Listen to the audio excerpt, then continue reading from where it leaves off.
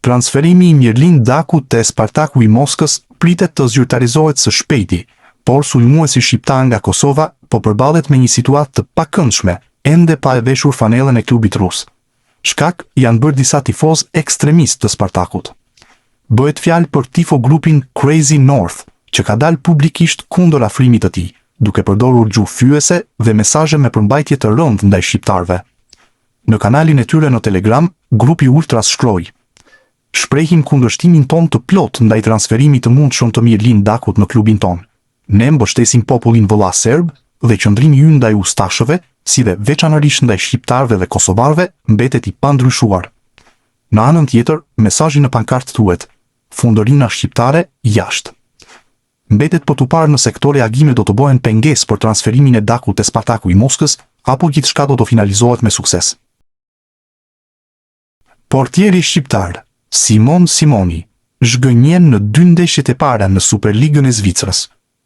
Skuadra e Luzernit pësoi sot humbje 3-0 ndaj Sionit, në ndeshjen e raundit të dytë të kampionatit. Ai ka pësuar 6 gola në 2 ndeshje. Vlen të theksohet fakti se në duelin e sotëm ndaj Sionit, golin e parë e shënoi shqiptari i Kosovës, Donat Rudhani, në minutën e 9. Trajneri i Genoas, Daniele De Rossi, ka folur dje pas miqësore së luajtur nga ekipi i tij ndaj Leicester, edhe për Mario Mitajn. Futbollisti nuk bëri debutimin e tij në këtë miqësore dhe trajneri shpjegoi se pse kishte lënë jashtë lojtarin, por duke mos kursyer elozhet për futbollistin e kuqezinëve që ju bashkua pak ditë më parë skuadrës.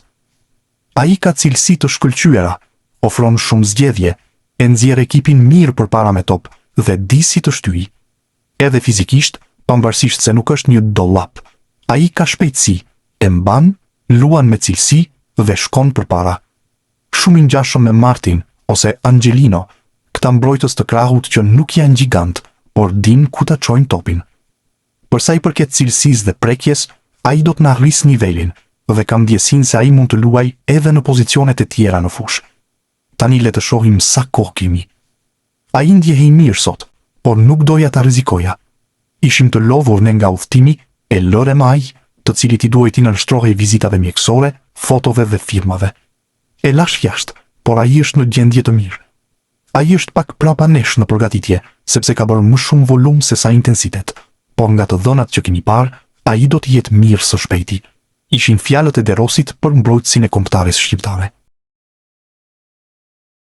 Juventusi ka zyrtarizuar gjatë fundjavës afrimin e 2 sulmuesve të rinj.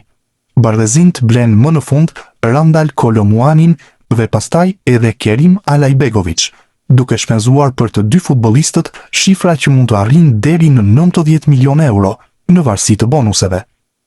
Por ndonse tani më në fund ka sulmuesit që kërkonte në dispozicion, trajneri Luciano Spalletti ka vendosur që të mos heqë dorë nga Armand Durnishi, sulmuesi i talentuar shqiptar, i cili prej 2 vitesh është pjesë e përfaqësueseve të moshave kuqezi, ka qenë që në startin e grumbullimit përgatitor pjesë e lojtarëve në urdhrat e trajnerit.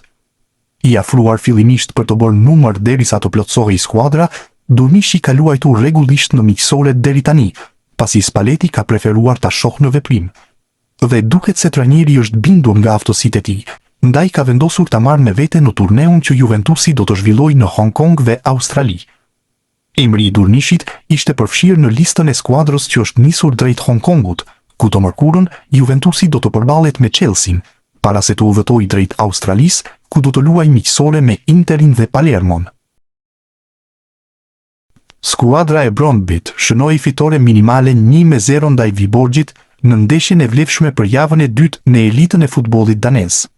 Golin e fitores e shënoi futbollisti shqiptar Olti Hyseni. 19 vjeçari shënoi me kokë në minutën e 80, pak minuta pasi u fut në lojë. Kujtojmë që dje Hyseni u prezantua te skuadra daneze dhe sot shënoi menjëherë gol që ja siguroi 3 pikë skuadrës së tij të re. Ai u bashkua me skuadrën e re nga radhët e danezëve të Sonderjyskes. Sulmuesi Giacomo Vrioni duket se ka rilindur te skuadra austriake e Wolfsberger. 27 vjeçari e nisi kampionatin me dopjet, teksa gjeti i pari rrugën e rjetës në këtë sezon për skuadrën e tij. Futbollisti i kombëtares shqiptare shndroi në gol një 11 metrash në minutën e 18, duke i dhënë avantazh ekipit të Wolfsberger në përballje ndaj Austrisë së Vjenës. Pjesa e parë u mbyll me rezultatin 1-0. Vrioni nuk u mjaftua me kaq, teksa në minutën e 63 shënoi sërish me penallti, duke u treguar tepër i saktë nga pika e bardhë 11 metrëshit. Vlen të theksohet fakti se Vrioni arriti të shënonte një numër të konsiderueshëm golash edhe në testet miqësore, duke u shndruar në një bomber të vërtetë. E ardhmja e Kristian Aslanit duket se po shndrohet në një telenovel me shumë seri. Të shumta kanë qenë hipotezat që kanë qarkulluar së fundmi, ndërkohë që është përfshirë në ofertën zyrtare që Interi ka dërguar Al Ittihad për transferimin e Moussa Diaby. Sipas raportimeve të Al Jadia, klubi zikaltër ka ofruar 18 milion euro, ndërsa pjesë e marrëveshjes është edhe kartoni i Aslanit. Për momentin nuk ka ende një vendim zyrtar nga Al Ittihad, por negociatat mes klubeve vijojnë dhe e ardhmja e mesfushorit shqiptar pritet të qartësohet në ditët në vijim, ndërsa pak orë më parë u raportua se edhe Hull City ka shfaqur interes për shërbimet e Aslanit. Mbrojtësi shqiptar Marash Kumbulla është shumë pranë një transferimi te Rayo Vallecano. Klubi spanjoll dhe Roma kanë hyrë në fazën finale të negociatave për huazimin e futbollistit 26 vjeçar. Sipas raportimeve, dy klubet po finalizojnë detajet e marrëveshjes, ndërsa procedurat e fundit pritet të përfundojnë së shpejti. Konfirmimi zyrtar i transferimit mund të vijë në ditët në vazhdim. Ernest Munçi vijon formën e tij fantastike me fanelen e Trabzonspor, teksa ditën e sotme ka rrëmbyer sërish skenën në duelin miqësor ndaj Udinezes, skuadrës që militon në Serie A italiane. Ylli kombëtares shqiptare realizoi në minutën e 4 një gol fantastik me të brendshme nga cepi i majt i zonës duke surprizuar portierin Pjana, teksa i dha avantazhin skuadrës turke. Munçi është shndruar në një nga lojtarët më të spikatur të momentit te Trabzonspori, teksa në sezonin e shkuar realizoi 11 gola dhe dha 3 asiste në 26 ndeshjet e kampionatit, duke fituar zemrat e drejtuesve të tifozëve të skuadrës turke. Mbrojtësi i kombëtares shqiptare Stavrios Pilos ka realizuar 2 golësh në miqësoren e AEK Athens kundër Sintrydense. 25 vjeçari zhbllokuai shifrat në minutën e 7 dhe në të 19-ën i dyfishoi ato. Aktualisht skuadra e tij po udhëheq me rezultatin 3-0.